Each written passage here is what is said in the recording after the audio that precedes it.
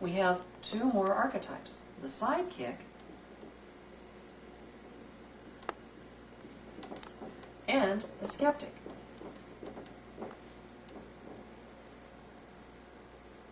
See? Okay.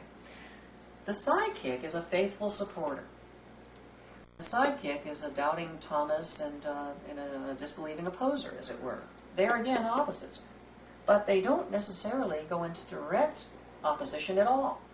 These are driver characters, these four at the top, in a sense, because they kind of go into direct opposition, but these are influential characters, because they don't.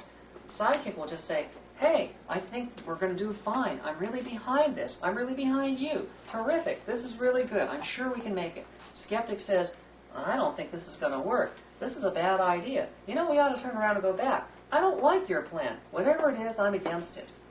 So the two of them offer their opinions, kind of like a positive and negative cheerleader on the side, but the Sidekick could be wrong. Just by saying positive and negative doesn't necessarily mean they're right. The Sidekick could have absolute faith and support of something that's doomed to failure and absolutely incorrect on top of it. Whereas the Skeptic, who doesn't believe the doubting Thomas, well, if it's really a charlatan that they're involved with, then the Skeptic is correct by doubting.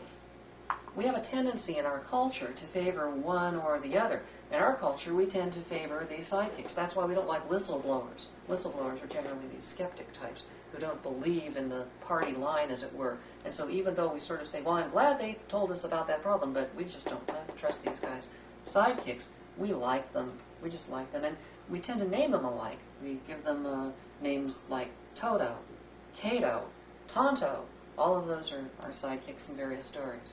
So they also have a relationship, but again, it's a little bit different. They generally don't come into any kind of direct opposition. They just have different ways of influencing or responding to what's going on up here.